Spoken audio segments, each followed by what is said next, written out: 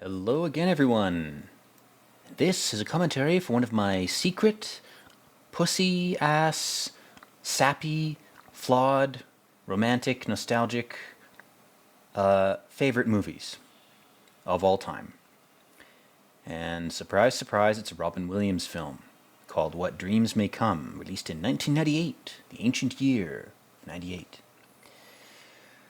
So this movie, as I implied with my little opening diatribe there, is very sappy. It's very sort of heartstrings tugging. I'm not saying it's good or bad, but it's a very female targeted film. I feel like the demographic that this movie was really trying to speak to was like depressed women. But despite that, there is imagery in this movie and there is symbolism in it that makes it worth talking about. And I want to talk about it today for that reason. And of course, again, very romanticized opening. Oh, my boat bumped into hers. I could have used an artificial, demonic, satanic, fake, contrived bullshit thing like a dating app to meet someone, or I could have just moved through my life doing what I enjoy naturally and either allowing a person to pass by me naturally or forcing it. And forcing it may work for some people, but in this movie's context, of course, as I said, it's very romantic. This guy bumps into this chick literally. Again, it's very like dollar store romance novel, like Walmart, Nora Roberts type shit. It's not realistic by any means, but again, it's a movie. It's not meant to be realistic. It's meant to be a parable or a fable that is supposed to give you a moral lesson. If you go by the definition of most ancient Greek philosophers whose ideas we've based our societies on, they would say, well, this is a fable about fate. They would probably say something like, well, this is about the fates and about how they shape your life. And again, I'm not shitting on dating apps for everybody, but for certain types of people, they're not right. And those types of people will just avoid them by instinct. They will utilize, in a healthy way, their instinctual or intuitive side of their brain to avoid things that they know aren't right for them and to steer them towards things that are. So, again, that's me coping with my own romantic bullshit brain. That's what that whole intro was. But again, Robin Williams has met this beautiful chick. Kind of looks like Elaine from Seinfeld, but like a better version of Elaine. Like, I don't know, Elaine from a better timeline, something like that.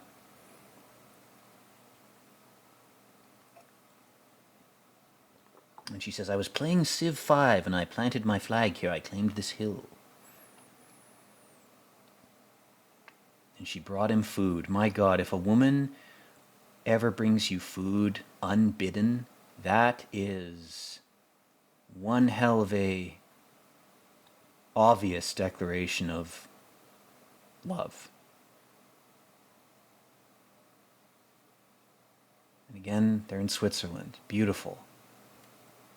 It's like they're reenacting something from The Sound of Music. They're in the Alps or they're in some mountainous Eastern European, vaguely Germanic or white people type of land. Oh, it's very beautiful. And then, oh, we cut right to their wedding. Holy shit, that was fast. And she trips, but she's got a sense of humor. Again, this, it's meant to imply that she is basically Robin Williams' fantasy wife, who's also comedically perceptive or comedically inclined. Both, really. And then they have a family and kids. I mean, the movie Up totally ripped this opening off. Totally ripped it off. Up was made in what, like 2008? This movie came out in 98, and it features real humans instead of CGI, golem, facade facsimiles. These are actual people. That's actual water you're seeing. It's not CGI. Isn't that incredible? And this movie, again, it portrays this all just during the opening credits.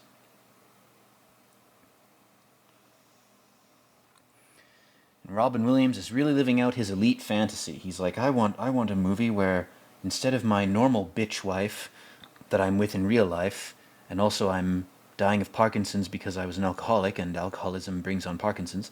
I'd like to have a fantasy film created for me so that I can live out that fantasy. And the Hollywood elite said, well, you saw us eat the children and you didn't freak out or report us to the police, so we'll give you this little fantasy, you creepy little man. It's not true.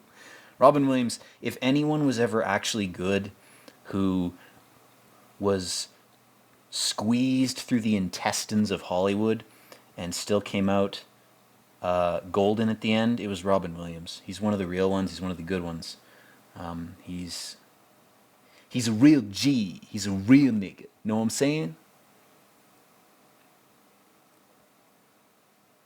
I don't know. I just have a similar personality to him. When I improvise and I indulge my goofball intuitive side, I act a lot like him, which is why I'm sympathetic to the movies he's in. I have been since I was a kid. I like his stuff. I think he's funny. He's not funny to everybody, and he's not objectively funny. Like, his comedic craft relies on a lot of really specific contrivances, and he's not like objectively as funny as other people. I'm totally willing to acknowledge that. It's just a personal preference. I just like his stuff. You know, we're kindred spirits, you might say. And oh, he's watching his kids leave in the car, but everything is slowed down and his daughter's playing with flowers. Could this be leading up to a tragedy? I wonder. The Primrose Path. There he is, standing in the middle of the road. Oh, of course it was the last time. God, I couldn't have predicted that. Good Lord. This is so corny, man. I hate how corny this is because this opening is the worst part of it. The scenes that are corny in this are the worst. The interesting scenes that make me want to talk about this in a video that's going to take me fucking 2 hours to make is the scenes that are decent or interesting are the ones that depict his descent into hell, like Orpheus to save Eurydice. That's the whole reason this movie's interesting. The melodrama stuff is crap. It's boring. It's corny. It's overdone. I may have to invoke Plinkett here, guys. I just blew my lips like the autism stress relief thing, you know? Oh no, now I'm neurotic that I might have autism because somebody pointed that out. Oh no!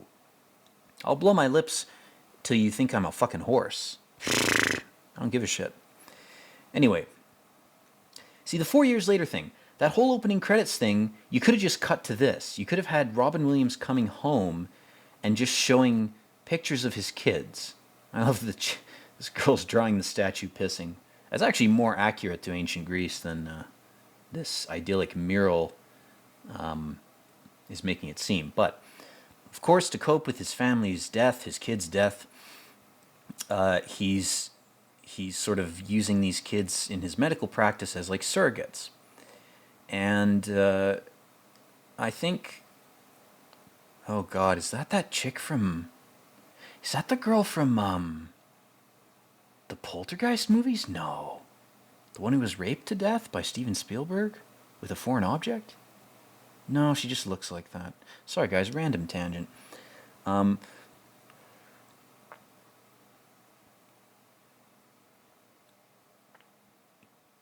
Again, Robin Williams in every character he ever plays is the same fucking character. He's the same as Tom Hanks. If you want to criticize the guy, I agree with you. Every fucking character he plays is just Robin Williams. Every character Tom Hanks plays is just Tom Hanks.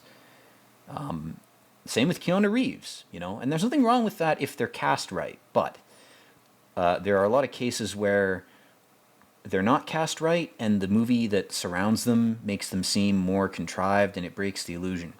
This movie, unfortunately, is one of those cases where Robin Williams just feels like Robin Williams fucking around. Because he loves to improvise. You know, he makes up his own lines, and then directors are like, oh, Robin, that was so epic. We're going to keep it.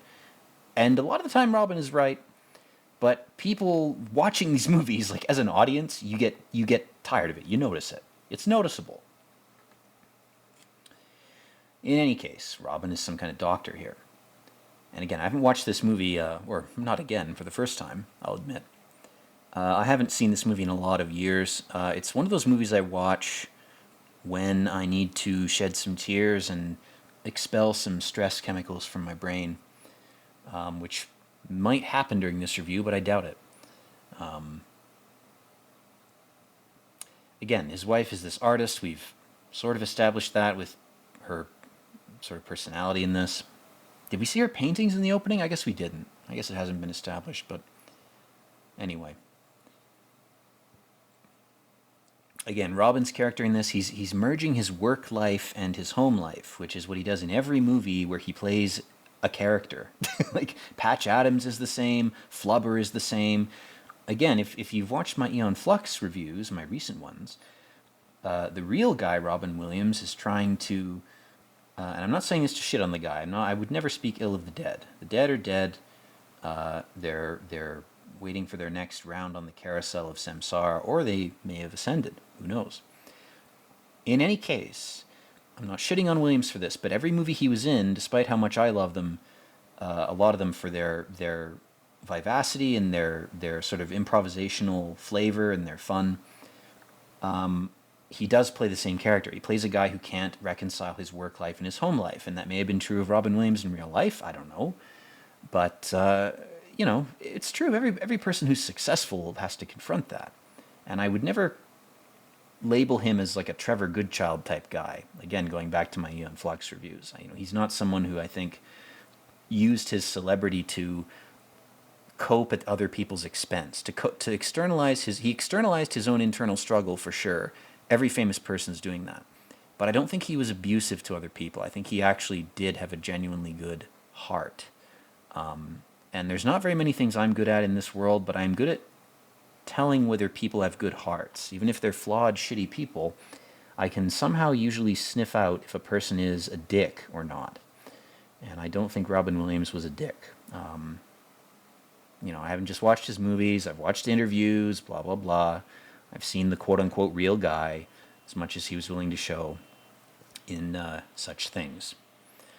Holy shit, that car just got flung into the fucking ceiling. God damn. You're tired, Robin Williams. A tire just hit you. That's a sign from God that you need to get better sleep. He's got his doctor's bag like this is the 1950s. Here, have some morphine. Don't worry, I have several syringes. But again, it's like reality or life is giving him a chance to confront this tragedy in his life. Oh my god, and more cars are flipping. Oh, it's so dramatic.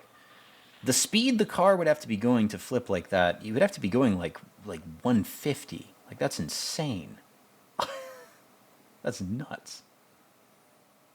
But, of course, this is all very melodramatic. This movie really is like a not TMZ, what is it called? The channel for women, for bored housewives.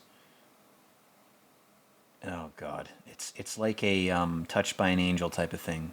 What the fuck is the name of that channel that women watch?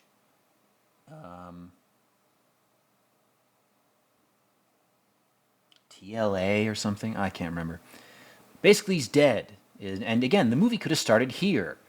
This movie's beginning is like the ending to Return of the King, where it's like you either you needed to use different dissolves, where it didn't seem like the movie was ending 4 times, or you needed to cut it differently. And this movie has the same issue. It's a great movie if you're a nostalgic, romantic idiot like me, but if you're a normal person, it's going to come across as boring and kind of stupid. It's like, my god, angels are all black? He's like, no, Robin. Why would you imply that? We're multiracial. What the fuck is wrong with you?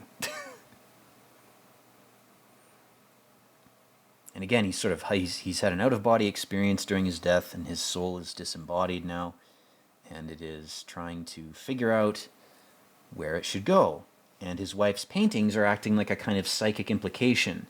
Like his wife had a way of predicting that he was going to die, and she was painting blurred faces because she was sort of seeing his own efforts to contend with his death.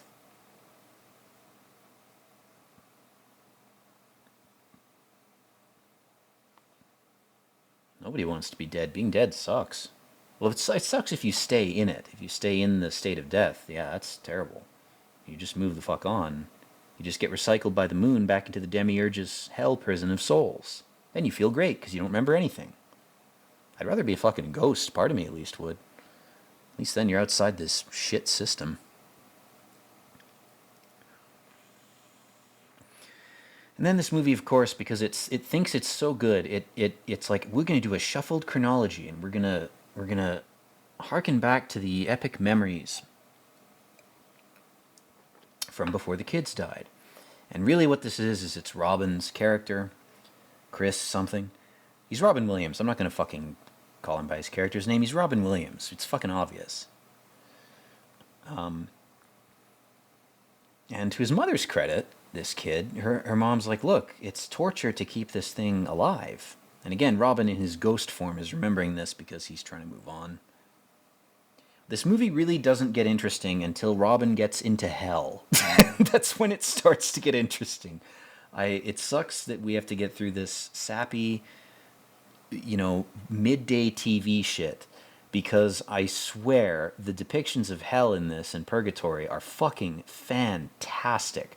I would put these depictions in this movie, not the movie overall, but the depictions of hell in it are on par with The Houses That Jack Built by Lars von Trier. This is one of those movies that objectively sucks, and, like Robin, there's plenty of better comedians, sure. I won't disagree with you there.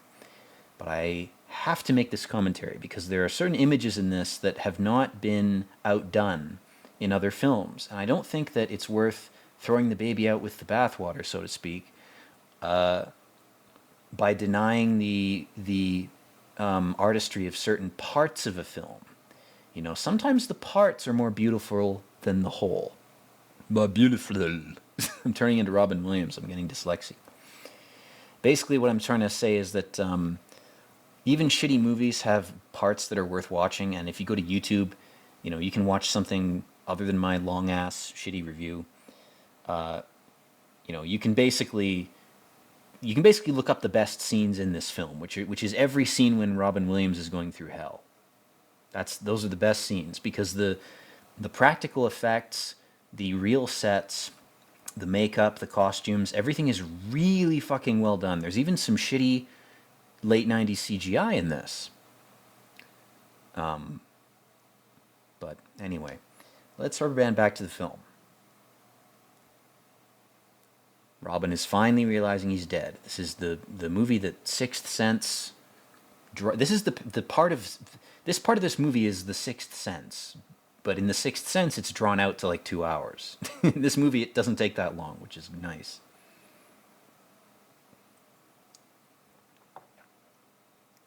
You're dead, Robin. You faked your own death in a fake jack-off accident with a belt in a hotel, but you're actually in an island off the coast of Japan fucking 5-year-olds. That's not where Robin is. I don't think that's what happened. I think he actually did die. Him and, who else was it that had a bunch of conspiracy theories swarming around his death? McAfee. I think they're actually dead. I do think they're gone. And this poor bastard, he's looking at his wife. She looks like she's about to join fucking Islam. She's wearing a fucking mourning burqa. It's like, bitch, you didn't have to go that far. Don't touch her, you fuck. See, the problem with this movie is... Oh, God, I hate him for this. I hate his character. He hangs around his wife and tortures her with his own ghost, which is not ideal. If you actually love your wife, you'd be like... Go fuck another guy. I'm dead. My dick is gone. My dick no longer exists. My heart no longer exists. It's no longer beating. Therefore, if I truly love you, I will let you go. But he can't. He's like Orpheus in this. And this movie takes the Orphic narrative to such a melodramatic and sappy extreme that it ruins the original myth's point, which is a moral lesson to young men not to get attached to some crush you had when you were 14. That's the actual point. This movie, again, it sapifies this to such an extreme that the ending, I'll spoil it now because it doesn't matter, Robin Williams drags his wife up from hell and brings her to heaven with him.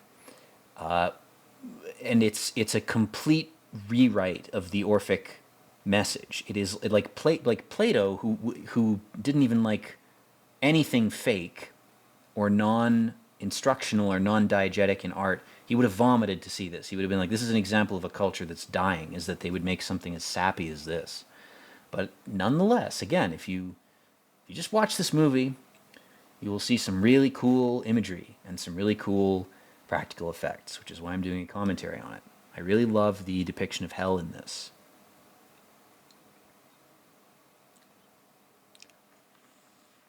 And again, Robin's presence here is an epic ghost. It's just like Bruce Willis's character in Sixth Sense. He's only making his wife and her situation worse. He thinks he's looking after her. He thinks he's helping her, but he's haunting her literally, and it's making her attempts to move on even worse. The irony of this movie is that Robin Williams' ghost in this, while he was trying to move on, inadvertently dragged his wife down while she was still alive and may have contributed or caused her to go to hell, which she does in this movie. She goes straight to hell because she commits Sudoku. And Robin Williams, he's being so selfish in this scene, and he's a great performer in this because you still are sympathetic to him, despite the fact that he's being a selfish ghost prick by trying to fuck with this living woman to try to get her to remember him or, I don't know, resurrect him, anything. And again, look at that line, I still exist. Very Trevor Goodchild vibes to this guy. He's like, my existence is all that matters. He's coping with his own bullshit by externalizing it. And he's fucking up his wife. He doesn't know he's doing it, you know. I don't know what the emotions of a ghost are. How would I know that? How would anybody know? But he's being a douche is the essence of it. And because his wife's an artist, maybe she's, in Lovecraft's terms, she's psychically hypersensitive, so she's channeling him, she's obsessed.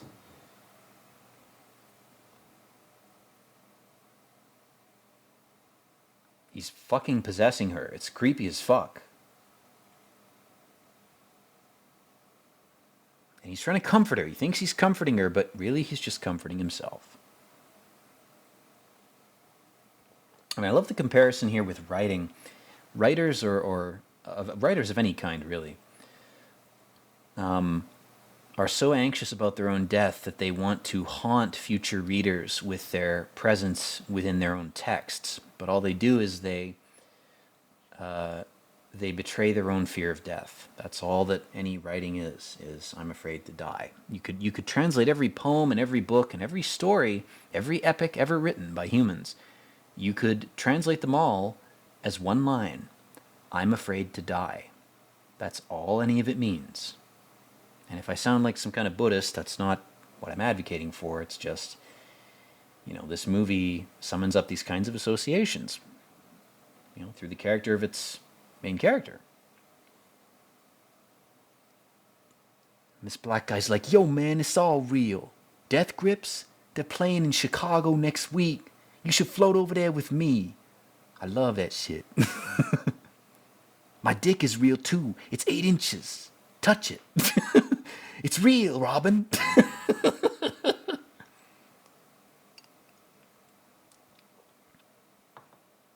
Your wife's gonna be with a black man after you're dead. You okay with that? Robin's like, why would I be not okay with that? I just wanted her to be happy. Oh, shit, man. Sorry, I thought you was a racist because you was white. Why would you racially profile me as a racist based on my skin color? Never mind. I'm supposed to be above that. Sorry. Oh, God. I'm not going anywhere. And she starts screaming. You're a wraith, you idiot. You're haunting her. Leave her the fuck alone. It wasn't meant to be. What are you, a child? Can you not move on when a relationship ends? What the fuck is wrong with you? Like, for fuck's sake. Everybody has ups and downs in life. You gotta roll with it. And finally, after like 10 instances of torturing his own living wife, he finally fucking leaves.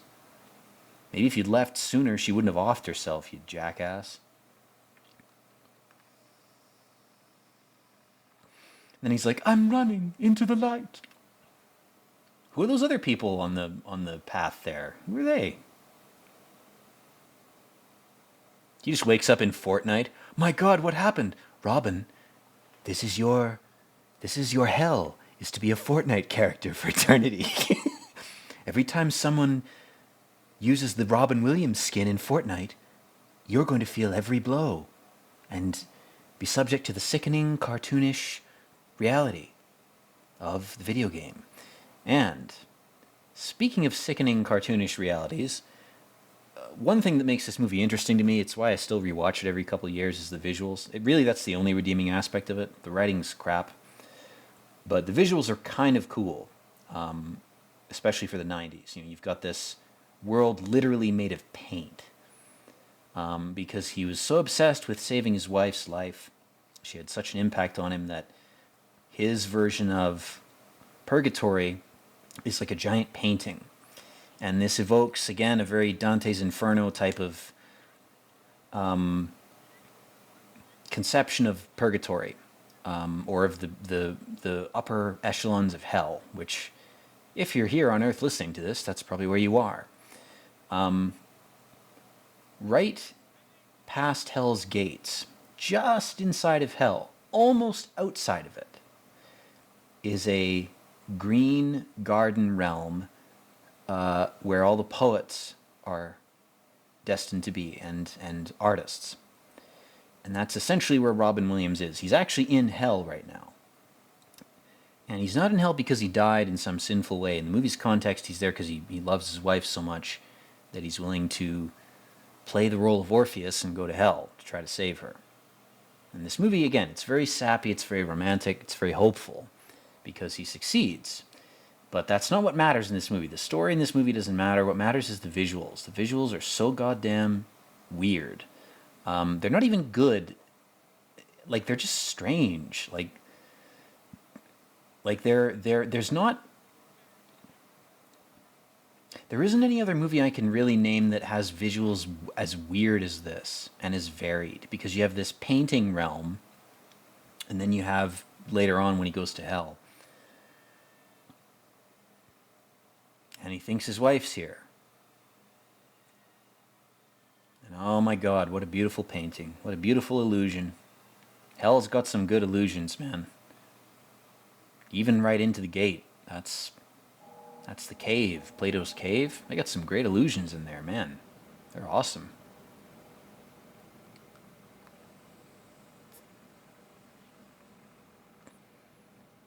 I love that he's slipping on the paint, too. There's so many unnecessary details in this. Like, they didn't have to be this accurate with the whole paint thing. He's like, Robin Williams, where you been, cracker? I'm walking on water. I'm the Black Jesus of the film. God, this movie's aged so poorly. It's so obvious, man. He's playing like Chris Rock. Like, why is he putting on this exaggerated accent? Why can't he just talk to Robin Williams? Why would he have that accent if he's in heaven?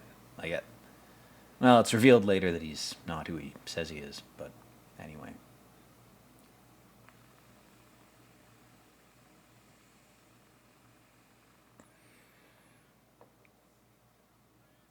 He's like, there's paint in my anus, Doc. Does it dry and make shards? Can you get hemorrhoids in heaven?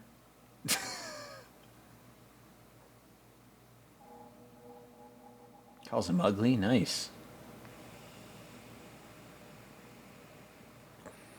Hell's nice this time of year. And he's like, we're in a video game, Robin. You're imagining all this. You literally painted reality. Like the Demiurge.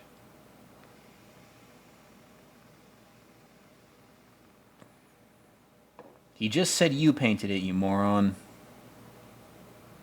Again, the dialogue in this sucks. The story sucks. It's crap. I want to make that clear. I don't think this is a good movie in terms of its writing or its dialogue. It's terrible. Robin Williams' performance and certain parts of it, in terms of their visual effects, that's what saves it, is how good the visuals and how, not even how good, but how weird they are. Like a world made of paint. I think from 98 until, I don't know, 2018 or 19, there hasn't been a movie like this, because in couple of years ago, maybe 2019, 2020, there was a Van Gogh movie that was made that was all like CGI Van Gogh psychedelic paint, and it looked interesting. It was new. It was something different. It was cool, at least in concept. I haven't seen the Van Gogh movie, but when I saw clips from it posted online, I was reminded of this because this is like the first version of that, or the earlier version of that. I shit on you, Robin. I know you secretly had a scat fetish, you little perv. I know everything in heaven. Come on, Robin. Where's that house? Make it nice. Build a house in hell. That'll make hell a lot better if you build a house. That'll make it not seem like hell. Oh, come on. Why can't you make Robin walk on water, man? Also, the water isn't paint. Also, his dog is walking on water. My god, this guy's star sign must be Syrian. He must be a dog person. He's a dog parasite rather than a cat parasite. Or one of the other half-dozen other sources of consciousness in the physical form. That's all drawn from this movie, guys. This movie's making me think these thoughts. I blame the movie.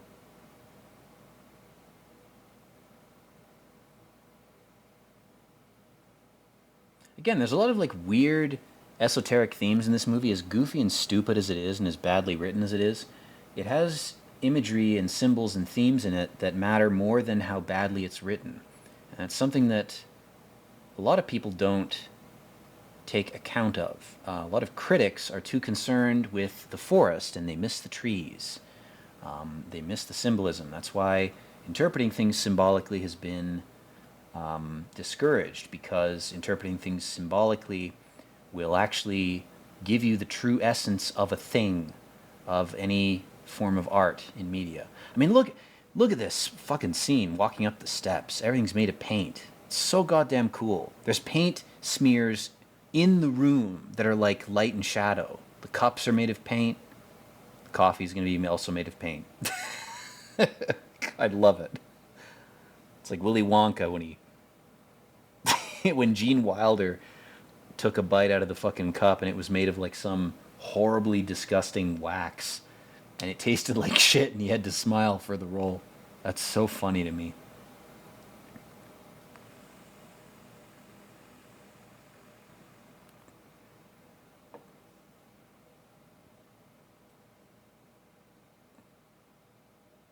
And this guy's like, "You're in the Matrix now, motherfucker.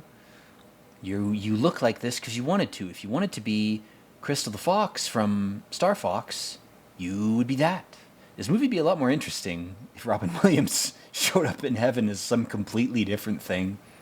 That's one of many edits I could make to this. He should have showed up as something totally weird. And then... oh, and that through the vagina. Look at that. It's ancient Greece.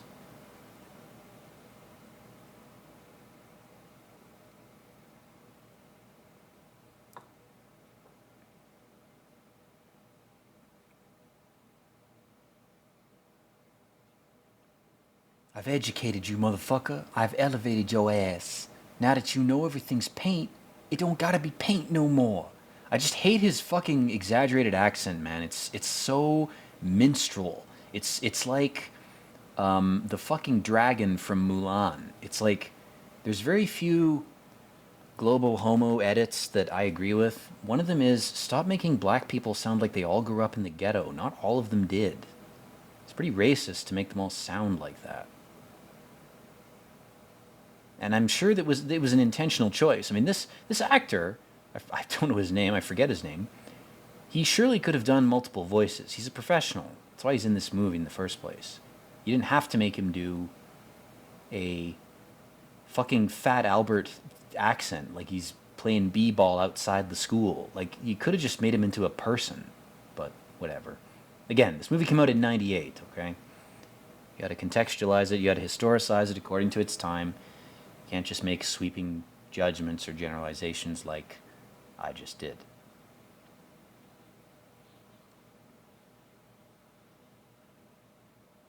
Oh, and she's drawing with the epic charcoal. What is she making?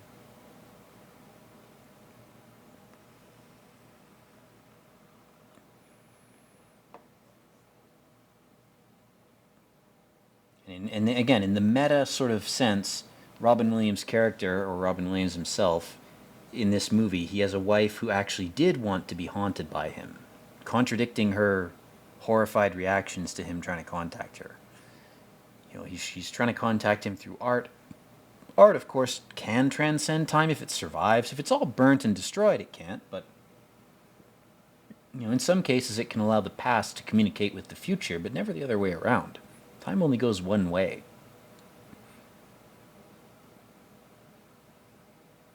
Oh, holy shit.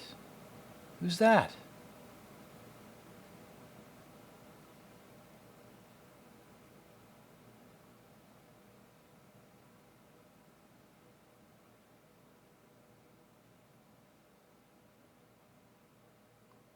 Oh, come on.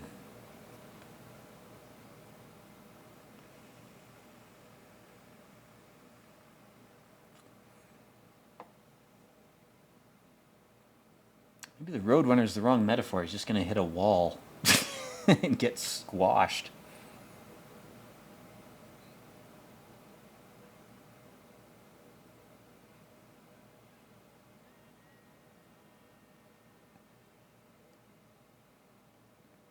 You gotta have a wingsuit if you're gonna do that.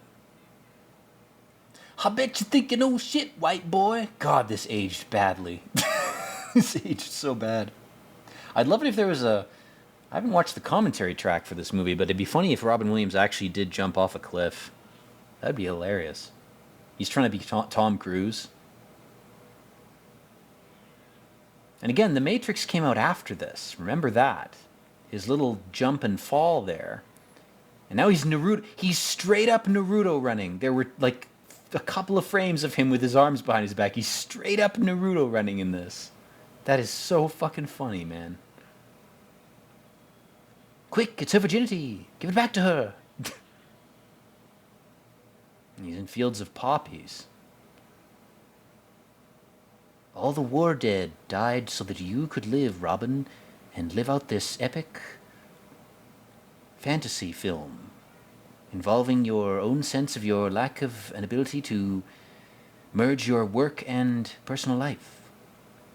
All those poppies represent dead soldiers from World Wars I and II. That should be what the guide actually says to him. Robin, you're not here to save your wife. You're here to account for your sins. And it just becomes a dark, dark-ass movie.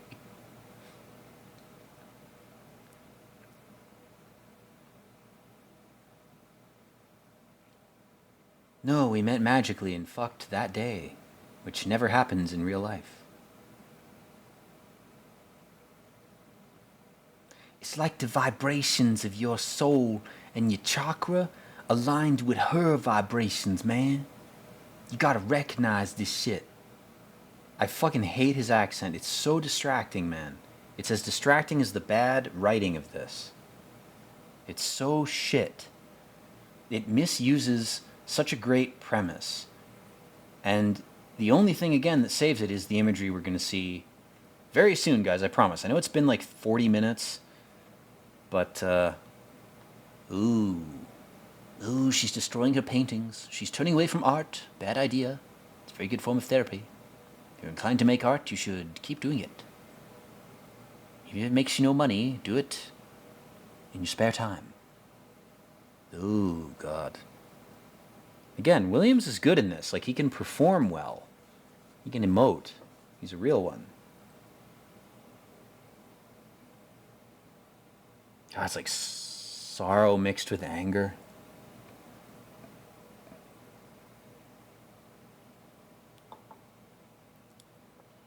The epic tree of her Kabbalistic, oversimplified, cultic sense of herself is now rotting.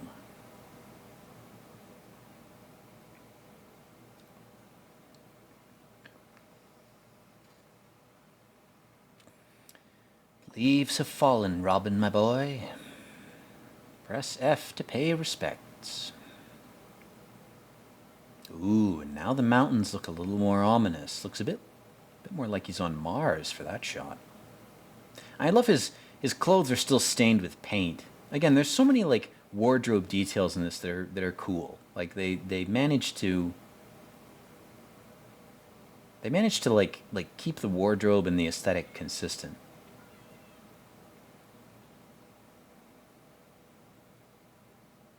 And he sees her now. She's become a peacock, I guess. And Frank, don't write that diary.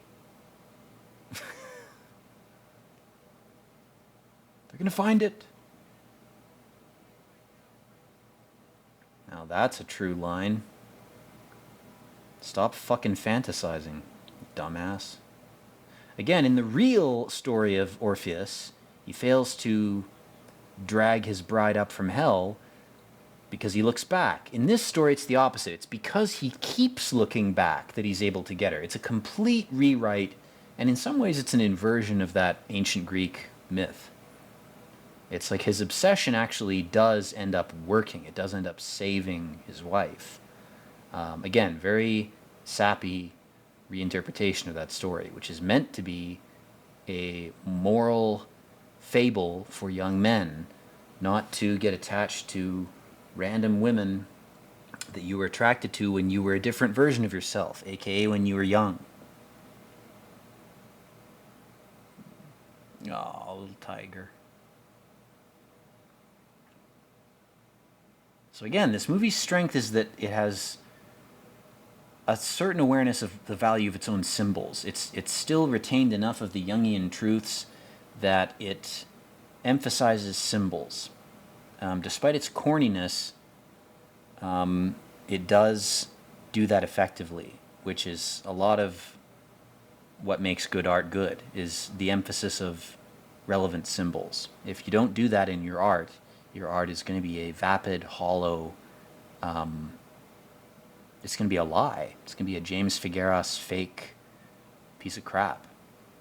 Fuck symbols, let's just do everything abstractly and vaguely and in a postmodern way, and we'll delete all symbols, and no one will be able to see anything except the elites, who use the art as a money laundering scheme.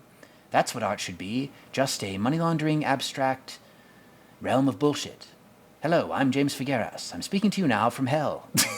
I'm on a level so deep that even Robin Williams in this film doesn't even come close to me. I'm so far below even where his wife ends up that you don't even get to see me. I mean, James Figueras would be like a pimple on Satan's ass. He'd be right there.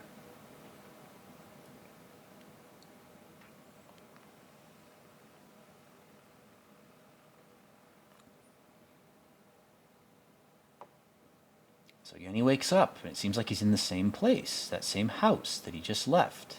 He's gone backwards a bit. He's gone backwards because he's still trying to save his wife. This movie, it could have been so much better if he failed and somehow ascended or got reincarnated. And then we have Lucy Liu. She's like, China's going to be dominant in the 2000s till about 2100 or so. Why don't you fuck me instead of your wife? Here's my yin-yang pilot symbol. Why don't you fly with me to heaven? You've been isolated. Yeah, no shit, he's been isolated. God damn. This guy makes monastic or hermetic people look fucking extroverted. He's, in his afterlife at least, he's behaving like he has no friends.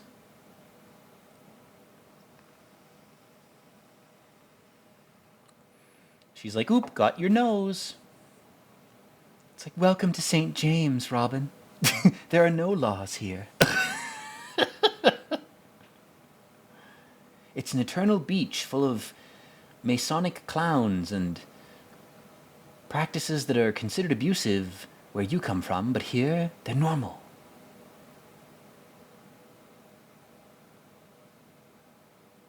Man, that looks like some Dark Souls shit. That looks like Anor Londo. It's like, Robin, you'll have to defeat Smaug and Ornstein in order to move on. It just cuts to Robin fighting.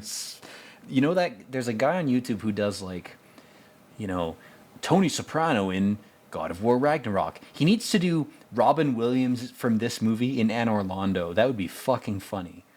Robin Williams trying to fight Ornstein and Smough in this. That would be so good.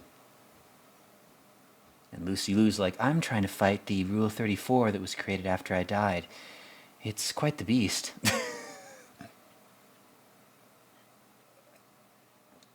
There's your Syrian avatar. Oh, God. His wife's like, I'm so depressed. Why don't you find a man and get fucked? Absorb his jizz, and the vitamins and chemicals in it will make you less depressed, you idiot. Fuck anybody at this point. My God.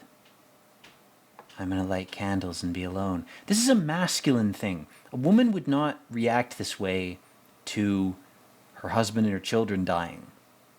I guess she's an artist, so she's insane by default. Artist, autist, they mean the same thing. So I guess, that reaction does make sense. In her character's context, sure, fine. But again, if I were writing this movie, I don't want to summon up Plinkett, but I will if I have to.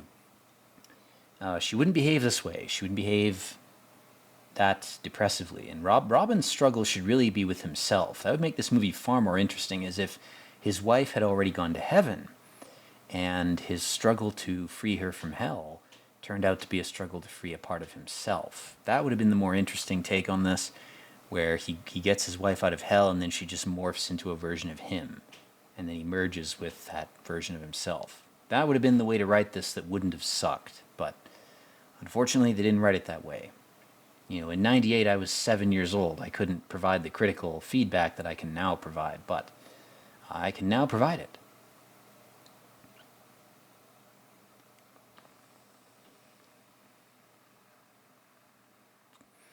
It was the truckers. They should have just automated trucking, because most truckers are alcoholic, drug-addicted retards that are put in charge of transferring the nation's food supply around. They should just be given UBI and be replaced with Elon Musk's robo-trucks, but they weren't in my timeline, and as a result, my children died, and then my wife killed herself. I didn't realize this movie was so pro-Musk. Again, look at all this real shit that they had to deal with. Like, all these scenes had to be constructed. They're all totally insane. It's like a Smashing Pumpkins music video. Half this movie is basically a Smashing Pumpkins music video. It's nuts, which is why I love it. It's why I come back and watch it every few years, because there are visuals in this that you won't find in any other piece of media. They're so strange and so unique. And they're unrelentingly committed to this flawed vision in such a way that they ingratiate themselves by virtue of their own stubborn commitment. I mean, it's something else. This movie's weird, man. It's strange. Nobody knows about it. Nobody talks about it. That's why I'm talking about it right now. I like talking about flawed things that people don't remember. They're interesting. And again, every image in Robin's heaven realm is drawn from his own reality, and his son is rebelling. He's drawing a mustache on a character, like the famous mustache on Da Vinci's transgender expression of his feminine self, aka the Mona Lisa. Somebody drew a mustache on it to try to call him out, like, ha, we know this is you as a woman. And it's like, good for you, man. You figured that out 600 years after I did it. It only took you 600 years. Good job. Clap, clap. You figured it out hundreds of years after I did it. Good for you for drawing a mustache, man. That's so pathetic, dude.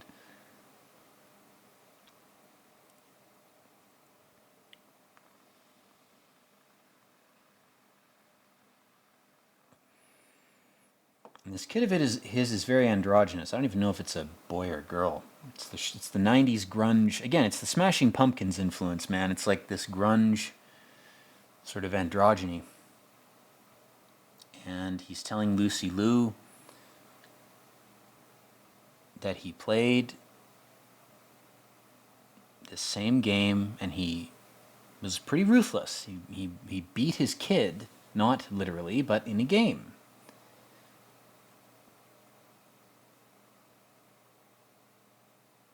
And his own vision or version, interesting that those terms are similar, his own vision of heaven is prompting him to reevaluate what he's seeing, to open his eyes, to see through the illusions that he himself has created.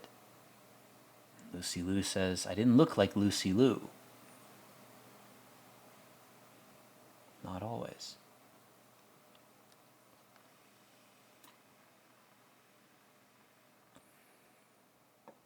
And she's like, this flight attendant.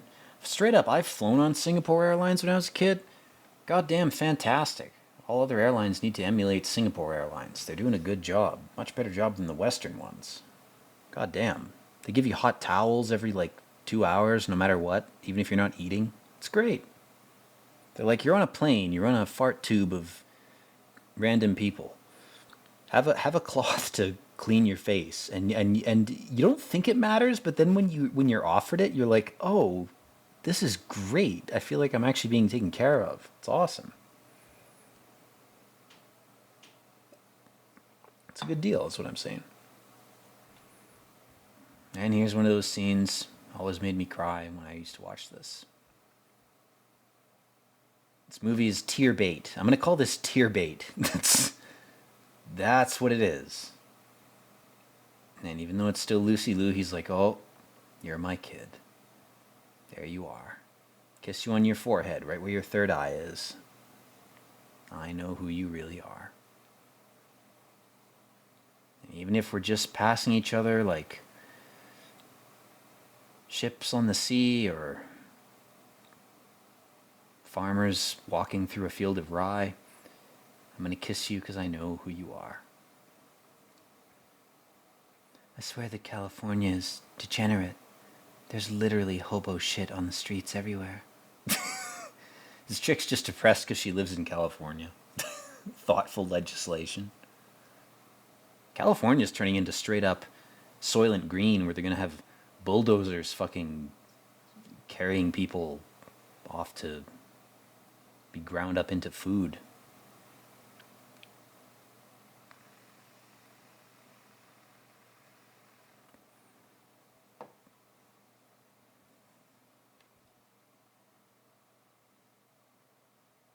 It's never over, you dumb bitch. You should have just found a new husband who gave you a renewed sense of purpose in life. But instead, like your husband, you also succumbed to melancholic, romantic, past-obsessed bullshit.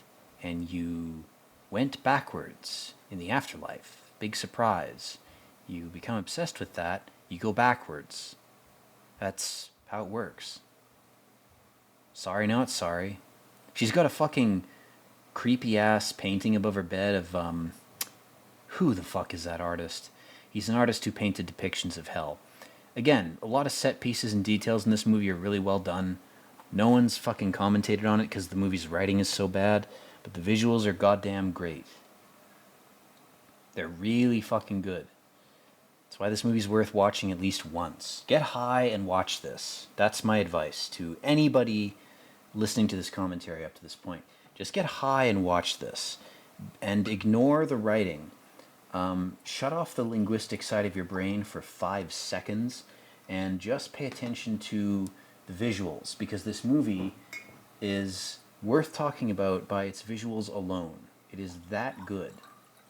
There's another movie I don't think I've done a commentary on called Defending Your Life. Another very good movie about the afterlife. About the Western conception of it specifically, which this movie's also about. But this movie dares to dabble in Eastern conceptions of self-knowledge and reincarnation, etc. And it merges them with these very Western Dante's Inferno kind of images. And it does so in a way that, again, other movies have failed to match this movie in terms of its visuals. And the only movie I can think of that's come close to this is The Houses That Jack Built. That movie is fan-fucking-tastic. I've done a commentary on it, which you should watch. And like and subscribe. And Robin's deluding himself. It's like... He's like, she's in heaven, right? It's like, no, dude. She committed Sudoku.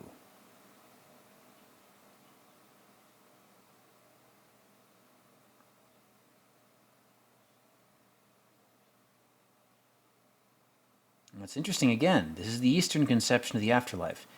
Because she killed herself, she wanted to be trapped in the thing that made her kill herself. That's her fate, and she chose it. And that's very Buddhist, that's very Eastern, that's not a Western thing. It totally contradicts Dante's Inferno. It's an abdication of will and an abdication of embodiment. And again, Robin Williams here, he's trying to be Orpheus, but he's, in this movie, way more badass than Orpheus. Orpheus was a fucking retard. Robin Williams is like, bitch, I'll look back 1,000 times. I'll die and be resurrected infinitely in order to get her back. I won't stop at one disembodiment like Orpheus. Oh, my head is in a river. My lyre is broken. Oh, I'm so distressed. No, Robin Williams is like, I'll revive myself until I get my goal. Goddamn hero, man. Orpheus, he represents not the real hero. His representation in that original myth is a naive man who tries to nostalgically obsess over his former lover to the point where he devotes his life to resurrecting her. That's not the case in this movie. And to its credit, it modifies the Orpheus and Eurydice myth by saying, what if it was a devoted husband who'd already had children? What if he was more connected? And he goes, I don't give a shit if I don't understand. He goes, I don't care what I have to do. I don't care how insane I have to become. I don't care what I have to do. I will bring her back from hell. And he's bargaining in a very, I have to say it, he's bargaining in a very Jewish way with celestial forces by saying, your definitions that I'm supposed to adhere to in this little D&D game of reality or of the afterlife, which operates in this movie's context according to similar rules, he says, if I can roll the dice and get a good roll, if I can gamble, then I can break the rules. And here he is. That bracelet on his hand looks like a fucking Fitbit. What the fuck is that? This is the first of the great scenes. He's going through the fucking Library of Babel here. This is so goddamn good. And the movie doesn't scream it at you. As much as its writing sucks, its visuals make up for how shitty its writing is. Because he's riding this ship through this half-sunken library. This looks like the part in, and I hate to make this reference because it's nerdy as fuck, but the part in the DLC for Skyrim when you're delving into Hermaeus Mora's textual realm, it looks like this. You're going into this benthic dungeon of knowledge. And this is what Robin has to pass through in order to retrieve his epic wife. It's so good, man. You've got these creepy Harry Potter-ass wizards floating around him, and they're surrounded by books. They're trapped by them, as if books mean everything, as if knowledge means everything. And then here we have a famous actor, I forget his name. My apologies to the actor. He's excellent in this. He's a famous actor. He's been in a bunch of movies. And he plays this creepy librarian. This guy looks like a Stephen King character, man. This, the guy who doesn't give up. Too much persistence can get stupid.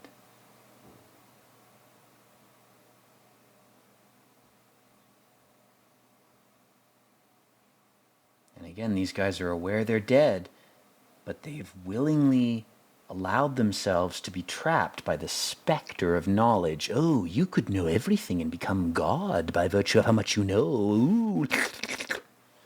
That's bullshit. You can never know everything. You're not meant to know everything. You're meant to know what's useful to you. And that's not some advocation for pure pragmatism. But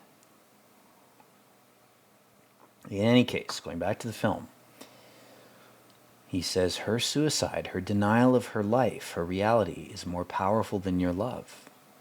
And this is something that Orpheus sort of represents in an inverted sense. In the original myth, Orpheus's claim to love Eurydice is strong. but his actual love for her is weak. It's false. So he can't actually go through hell to get her. And this guy, he's saying, is it Peter O'Toole? I don't know who it is. He's basically saying to Robin Williams, look, even if your love is stronger than Orpheus, her denial is stronger. And we get these great scenes with the lantern being held out. My God, that's good.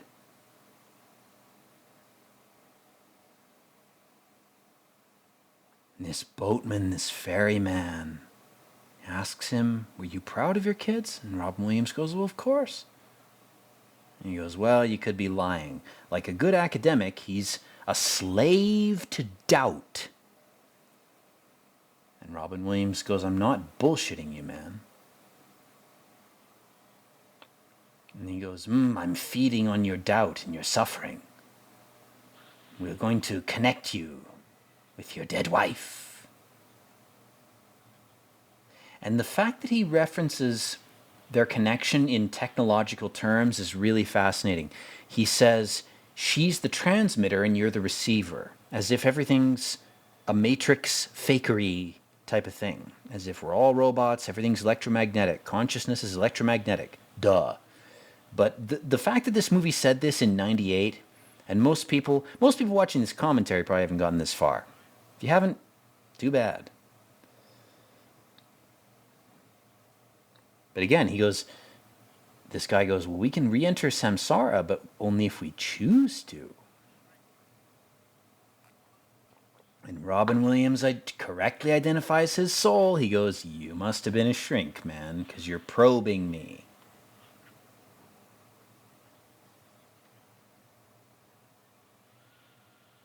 All the sirens are dying. This is where the movie gets good. These depictions of hell, Lars von Trier wishes he could have done this in his film, but this film beat him to it. And I bet you anything Lars von Trier has watched this. I bet you he watched it to research the houses that Jack built so that he wouldn't copy it. And that poor bastard, if I was him watching this, I'd be going, fuck, I want to do the exact same shit. This is so good. The drowned souls clawing up at him. They're not rotting zombies. They're not grotesques. They're just pale people. I mean, it's so well done. The visuals in this, in terms of their Dante's Inferno kind of aesthetic, in terms of their commentary on human flaw and folly, they are so beautifully done. They're so beautiful. And then we flash back again to an argument between Robin Williams and his wife.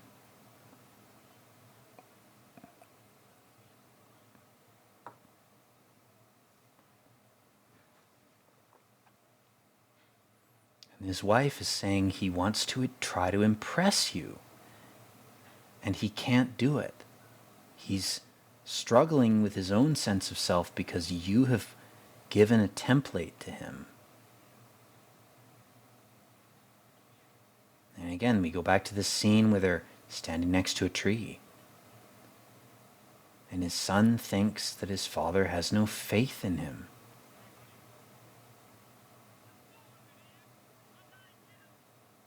And his son is saying, I'm not a copy of you. Again, go back to Eon Flux, Trevor Goodchild. I'd like to create infinite copies of me that are exactly my image in every way. When I fuck a woman and a child is born, whether it's female or male, I'd like it to be exactly like me. That's the male folly. And Robin Williams is realizing in this flashback that we just saw that he fell prey to that. That he fell prey to societal pressure and also his own ego. It's a combination of the two. And that combination of pressure made him deny his son's difference from himself. And oh my God, man, now we get the burned ships. Oh my God, this is like, again, go watch Fury Road from a couple years ago. The burnt landscape with all these ancient ships is so goddamn cool. This aesthetic is fan-fucking-tastic. If anything would exist on the shores of hell, it would be these blackened ancient ships. There's ships from every era, and they're all derelict. They're all wrecked and wasted. It's so amazing aesthetically. It's so perfect for this conception of hell, this movie's design. And this kid's like, it's a slap in the face when the WoW developers fuck with you. And he's basically rebelling against his dad, but not to insult him, not to hurt him. He's trying to be honest, man. He's trying to tell him, I can't be you. And you think I should be you, not because you hate me, but because that's the only thing you can recommend. It's a limitation of your own consciousness because you don't understand yourself. You don't know who you really are. And this kid is saying to him in that scene, that flashback, I'm not going to ruin my own life. And unfortunately, fate ruins everything. Fate just kills him. And then they end up in this, my God, look at the sets they built for this. For a second, divorce yourself from all the women's daily wine-drunken noon bullshit of the film. The aspects of the film that make it likenable to that. Look at the sets. Look at this from a movie perspective, from a design perspective. All those fires had to be set. All those people had to pretend to be bodies. I mean, this is amazing. And then Robin Williams has a redemptive moment. He goes, I just want you to feel okay. I don't want you to feel crazy or... And his son just goes, I'm just scared. I'm just frightened. He says, if I was going through hell, the only person I'd want with me, by my side, is you. And this is when the illusion breaks. The epic checkerboard, happy, creepy, psychopathic clowns of the checkerboard funeral, they can all go fuck themselves. Because here's Robin Williams' speech about his son's death. And he says, I never knew who my son was going to be. He was clear-eyed. And this is Robin, his character, performing art. He is channeling his own imagination of his son, and he's confessing it in a church before his son's body. Whatever you can say about the writing in this movie, or about Robin Williams as a person, or about his performance, or about his comedy, this scene is goddamn brilliant. This is Shakespearean. Because he's able to embody this character's realization of what his son could have been if fate hadn't taken him from him. He says, despite his flaws, my son would have made a good father.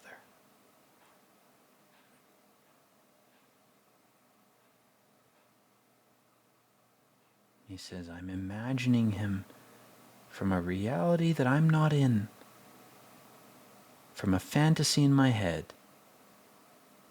I'm imagining him as a father that's better than me.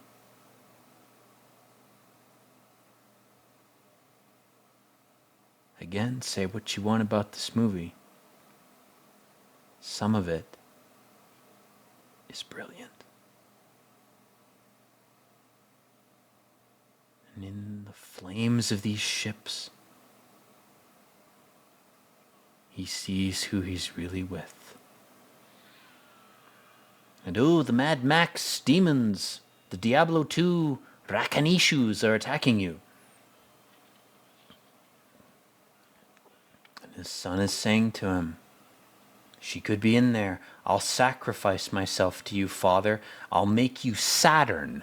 I'll make you the one who eats me. And he says, no. He says, I know who you are. Your mom's not there. These are just ships passing in the night. I gotta say, guys, criticize sappiness all you want. These scenes are pretty goddamn good. They're pretty soulful. There's been a lot of soulless content being shot out into your eyes. Elevator to hell going up. Reference to aliens. I love that shit, man. That's great. That's so good.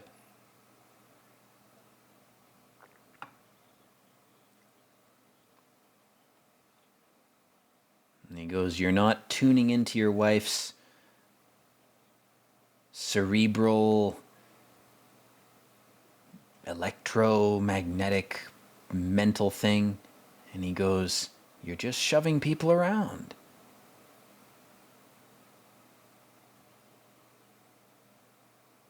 And this poor watcher, this poor makeshift Virgil is saying, you guys are a fucking toil for me. Again, this reminds me of The Houses That Jack Built by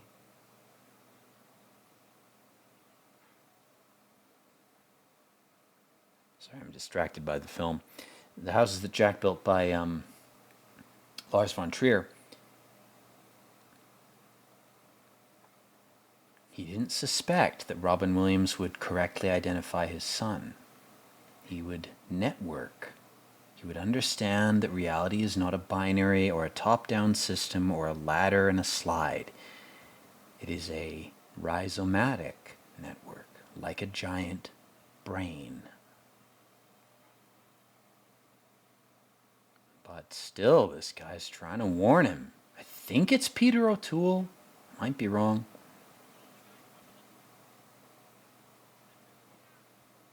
His son is telling him, think about Mom. Think about what happened. Think about what you said to her. The spell that Orpheus used to drag Eurydice up from hell. What was it? What did he say? Again, this movie is tapping into a lot of ancient, very dense and trodden over grounds in terms of meaning and story. But despite that, it's doing so visually and symbolically in an interesting way. It's almost like you shouldn't throw the baby out with the bathwater. You shouldn't assume that the messages behind the symbols are irrelevant just because the symbols are getting old. That's the mistake of academia. Academia has judged symbols based on their capitalistic value as infinitely new things. Oh, let's reinterpret this particular idea because the symbols behind it are kind of tired. In fact, you know what? Also, the idea behind the symbols is tired. Let's just throw it all out. That is hell. That is the path to hell. That's throwing out the baby with the bathwater.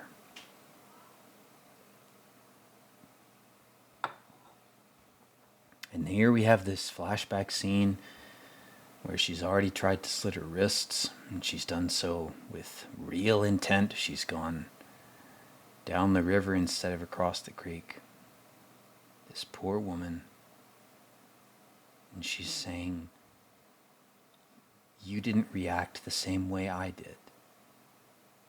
And her flaw, like Aeon Flux reacting to Trevor Goodchild in Aeon Flux, she's saying, you seem inhuman to me because you're not emotionally reacting to this situation the same way I did.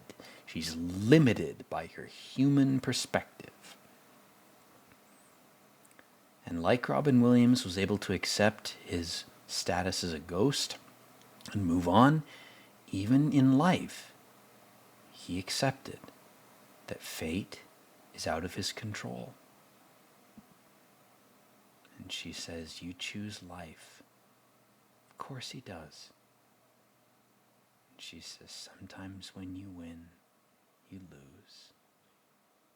Only if you want to haunt the living with your opinion of how they should have died. That's the only case in which that phrase has any meaning. His wife is angry at him, and that's what keeps her in hell, is her anger at his resilience, her jealousy, her vindictiveness, at his ability to be more resilient than she is. That's her flaw. That's what keeps her in hell. And this scene is one of the scenes I was talking about. I've been lauding this movie's special effects. Look at this fucking scene. This is straight out of Dante's Inferno. I don't think any movie ever has attempted to portray the sea of faces, or whatever the fuck it's called, this accurately. I mean, it is unbelievable. Robin Williams sees his own father stuck in this human gruel, this nasty place. It's where his dad is going to end up, or ended up. And he has to step over his own face just to keep walking. The color grading, the costumes, the practical effects, the sets, everything. Visually, in terms of film, this is one of the most impressive sequences I've ever seen.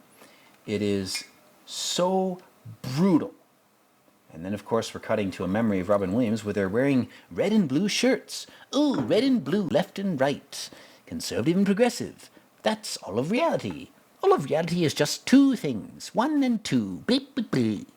That's one of the most insidious yet viral conceptions of reality, is that it's only A or B, up or down, 1 or 2, good or evil.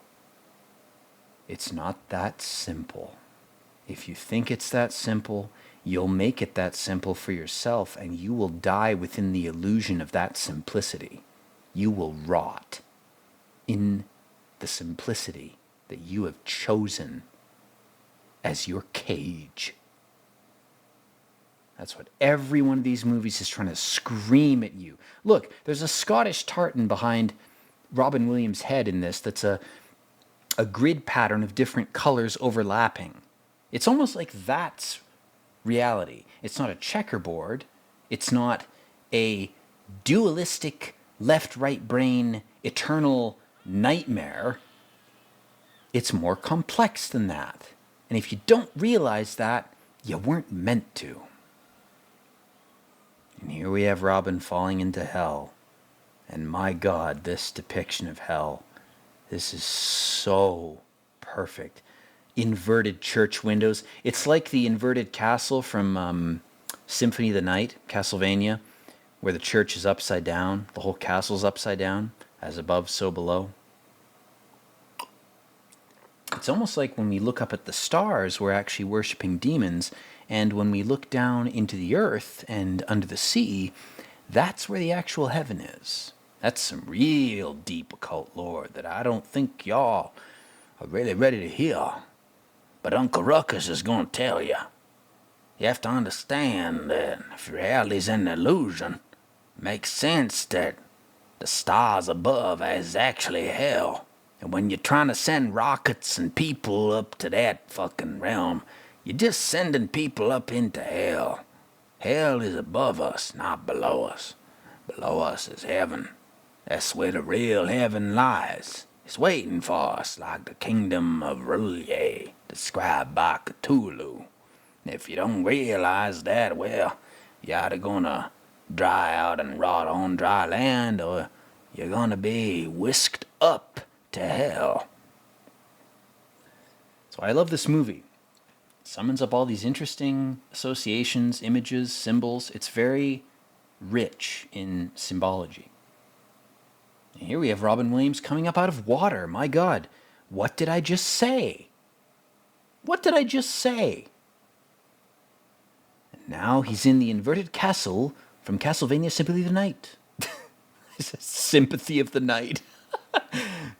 Sure, why not? Sympathy and symphony. Interesting that those words are the same. Symphony for the devil. Sympathy for the devil. Interesting. Again, they are flailing around on the top of a cathedral, an inverted church. I love this. Look at the effort in these sets. This is not done anymore. And I know I sound like a nostalgic fag. I don't care. Find a movie that's done this in the last 20 years.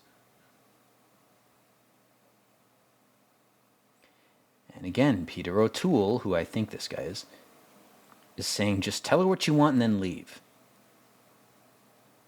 And then Robin Williams goes, you must be somebody I know. Albert. And that man was Albert Einstein. Yeah, I'm sure he was a grifter and not a disturbed genius who sacrificed his life to try to give humanity a better chance.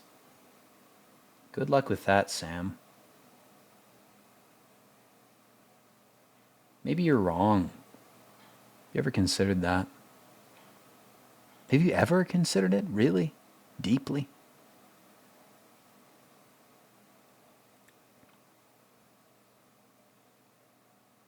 He takes his glasses off, shows him his true eyes, and Robin Williams goes, there you are. I see you. I know who you are. Why did we choose to look so different? He goes, no. It's not about the package. It's who's the teacher, who's the father. The teacher and the student. That eternal relationship. The father and the son, the mother and the daughter. It's the same thing. He says, I've actually wanted to be here. But he says, this part of hell is not the same as the rest of it. It's a specific part of hell. And this film, in its daring rewrite of the narrative of Orpheus and Eurydice, it goes deeper into the psychology of both characters and uses that psychological depth as a narrative device. And he says, if you get stuck here, there's no way back. You're not going to die like Orpheus and be resurrected according to the wheel of samsara. You're going to be trapped here with your wife. And this is the depth that Orpheus wasn't willing to go to. He wasn't willing to risk enough. He wasn't willing to gamble everything on one act. That's where this movie dares to say that the original Greek myth of Orpheus and Eurydice fails because the character of Orpheus is insufficient to the magnitude implied by the story. The story wants a better character for itself. That's what this movie says. And it says it with a lot of balls and with some terrible writing. Unfortunately, the right writers were not attached to this movie. I hope it gets remade. I hope somebody has the balls to remake this. Because look at the visuals. She's trapped in this dead plant, this dying tree. It's like a witch who's fallen victim to her own potions and spells. She's dried up in body and mind. It's so perfectly conveyed visually. Again, this movie reminds me of Aeon Flux because of its visuals, its symbology. And she has no memory. Like Blade Runner, she has no memory. And Robin Williams is trying to save her. He's trying to summon up any memory in her that he can remember. Try to bring her back.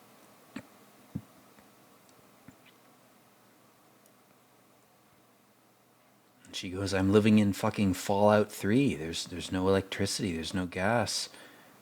And so many other things are missing. My clothes, my books, all my mechanisms of cope, they're gone. My paintings. I can't cope anymore. And this black spider crawls under her hand.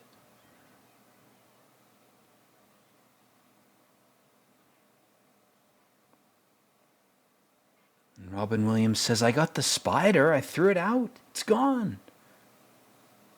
That's not going to be enough. It's not enough to defeat the spider. You have to defeat her. But he's being so careful. He's trying so hard. He's giving up his life, trying to save this one soul. Not trying to be God, not trying to be a dominating epic hero. He's just trying to be himself. That's where he differs from Orpheus. Orpheus is trying to be a hero. And that's where he lost that little bit of energy he needed to be a man. And Robin Williams confesses to her, very dangerous thing when you're in hell to confess to anything. If you're in hell and you're confessing, whoo boy, man, you could be confessing to any demon.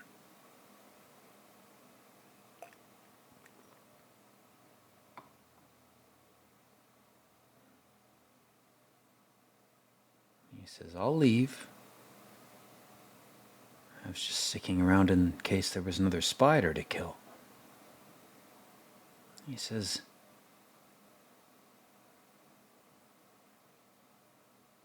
here's something no one else knows. Here's a secret.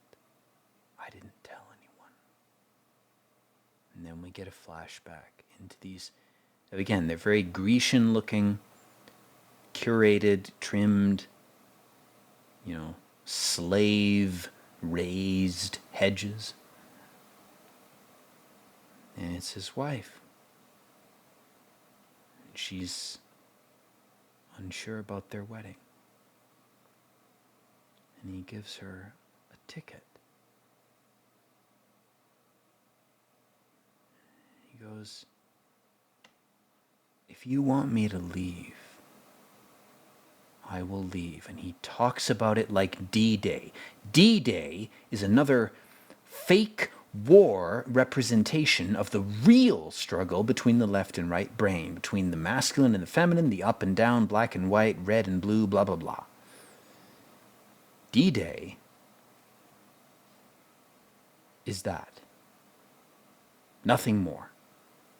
Not to belittle the dead of that event, but that event represents that.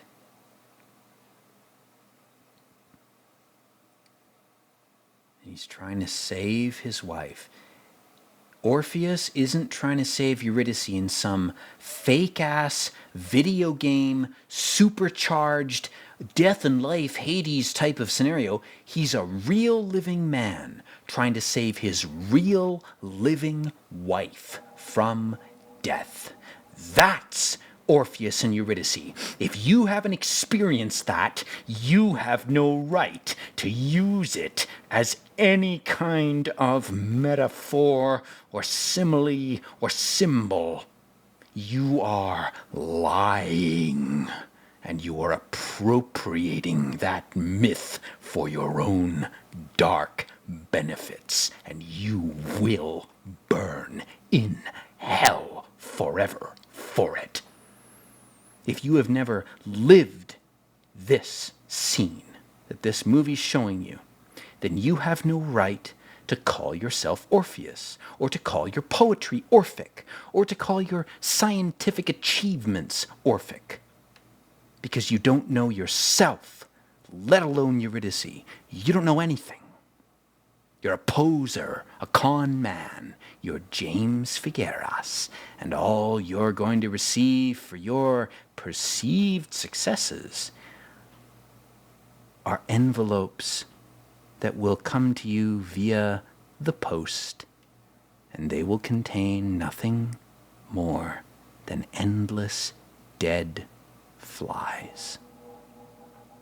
For the rest of your life, you will be slowly buried in flies.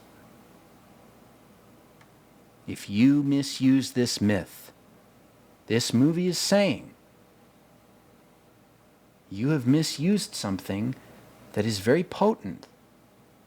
It's very beautiful.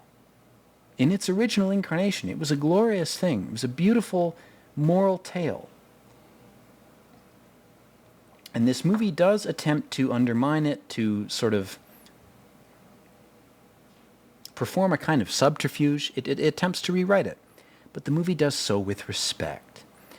It respects the original validity of the myth in a way that many others have not respected it. They've used it as justifications for their own self-denial.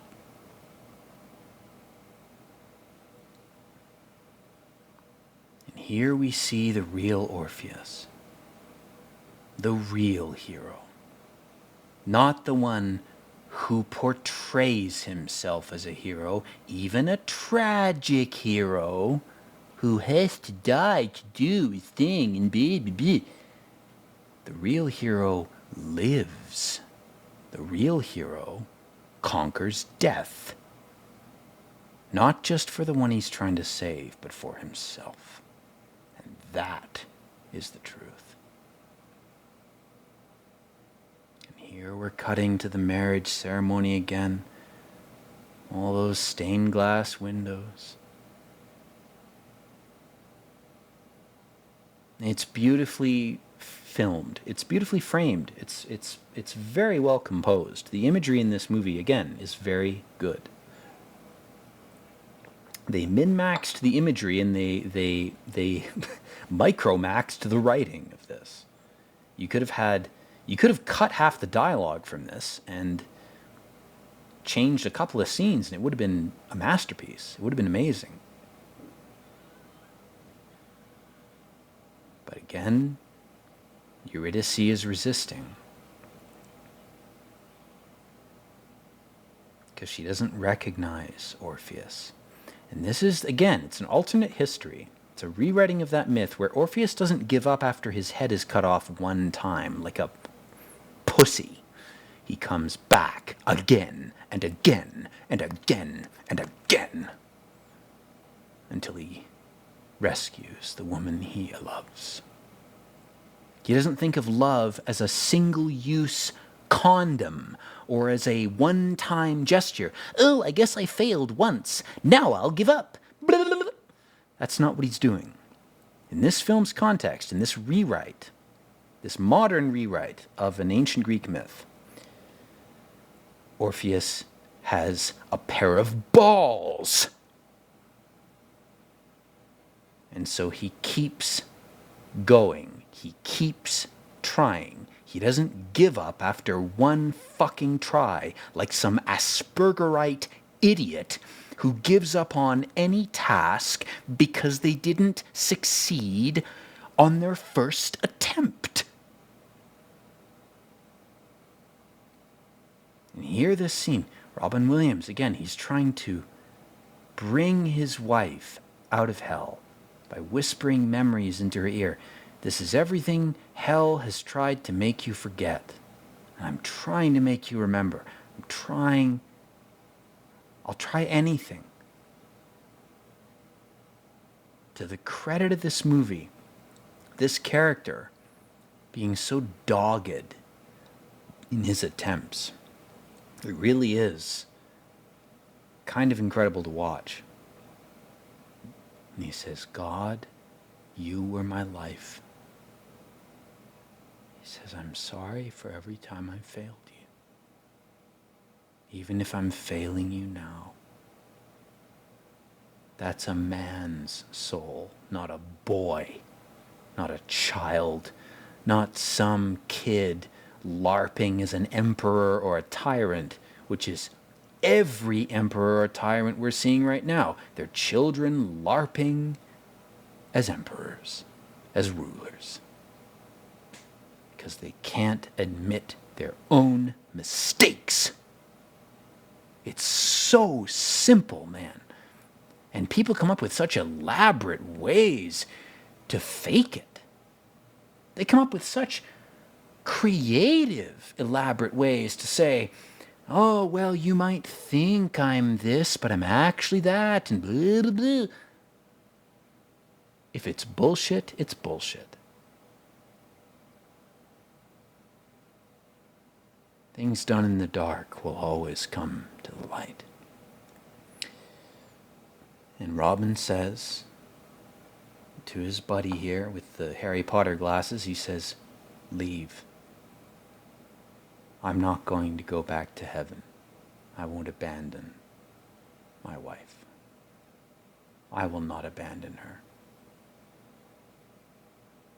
And like he was doing as a ghost, he's repeating the same mistake.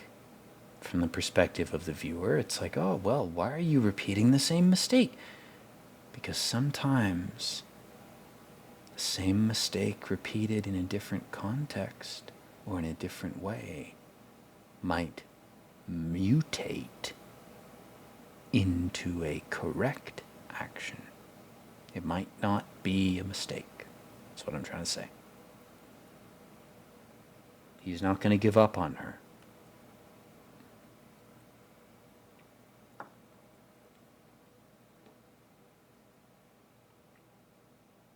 He says, I'd rather stay in hell. This is a legit rewriting of the Orpheus myth. Orpheus wouldn't have wanted to drag Eurydice out of hell. What he really would have done is say, if you're in hell, I'll stay here with you until you escape. That's a husband. That's a man. That's a true soul.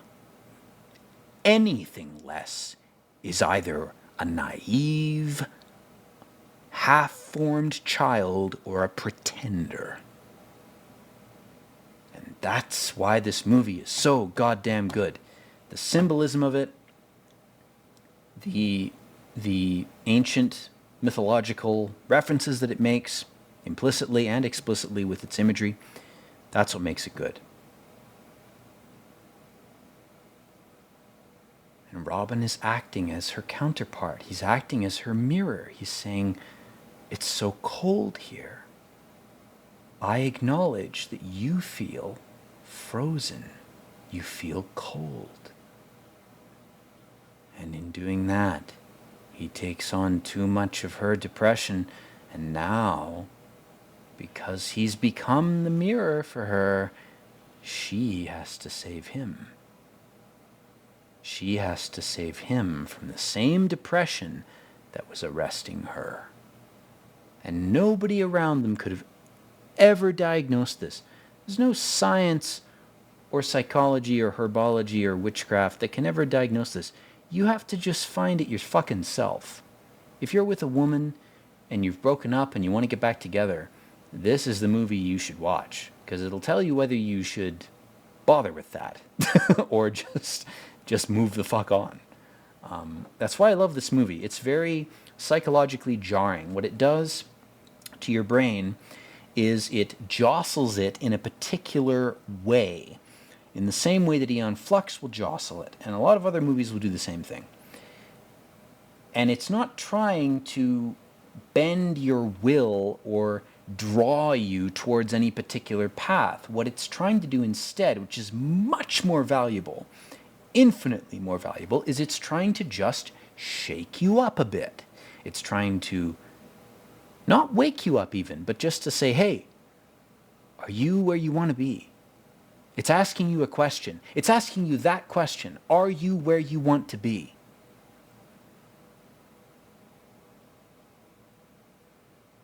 And in this scene we see, thankfully, finally, romantically, Women's Midday TV is very happy for this scene.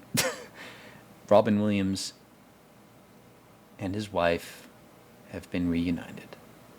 Orpheus and Eurydice have come back together. But it wasn't because Orpheus gave up after his head got cut off, because he was an idiot. It was because he persisted. Not in a creepy stalker sense, but in a loving sense. He said, if you want to stay in hell, I will stay in hell with you. That is the true declaration of love. If you're in hell, then so am I. There's the real way to say I love you. If you're in hell, then so am I.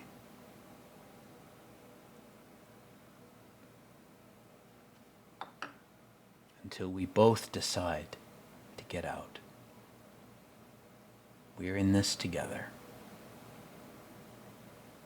That's true beauty. The true lover that you have imagined in your head, whoever you are, my viewers, whoever you are, agents, incels, fucking whoever. If you've ever had a lover that you lost in your past, or a person that you imagine could be your lover, this is the mark of true love, is would you go to hell and stay there until your lover decides to claw their way out? That is the definition of love. Nothing less than that is true. And that's why I love this movie. This movie dares to make a lot of philosophical and moral and existential and religious points. And it does so in such a fucking terrible, corny way.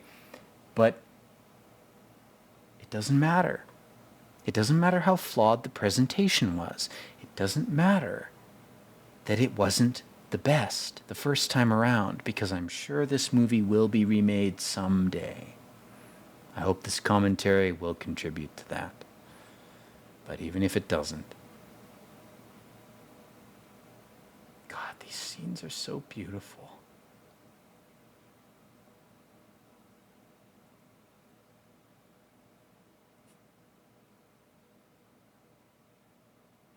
The reunion of mother and child.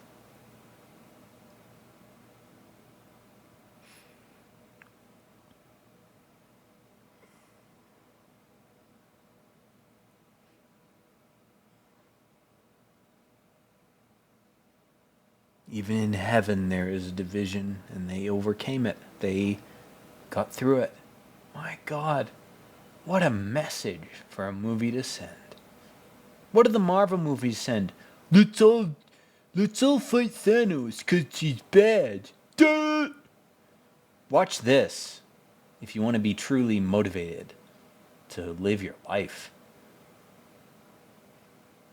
It's 10,000 times better than any of that slop. And in this scene, they're discussing samsara. It's like, well, you know, we could reset things. We could find each other all over again.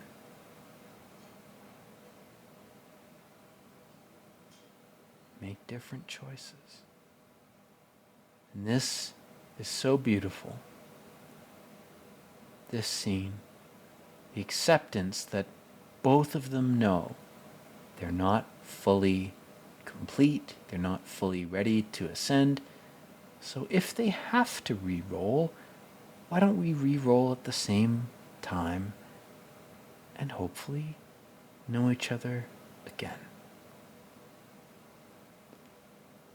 We'll act as each other's concurrent, equally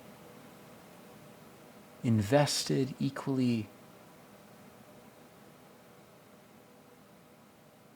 hopeful hopes will become children again. And we have the two boats hitting each other, but there's no one aboard. They're just toy boats. Here they are, a boy and a girl.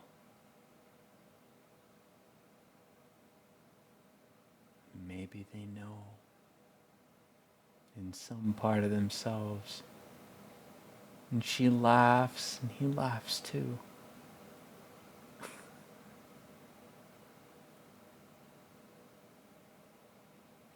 It's so pure, man. You can't corrupt this shit. You can't inject it with any satanic crap. It just is what it is. I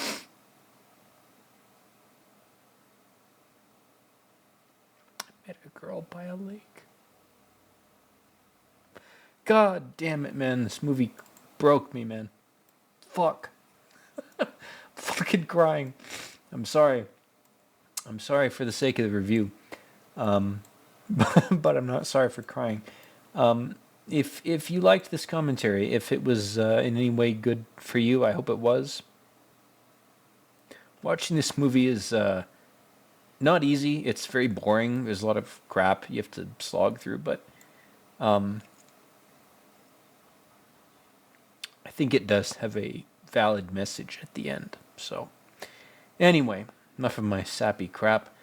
Thank you for watching. I hope you're doing well in your life, and I hope you're not living your life according to some false picture of yourself. Just do whatever it takes to figure out who you are and align yourself with people who are like that. That's all you can do. Anyway, guys, I love you all. And as always, peace out.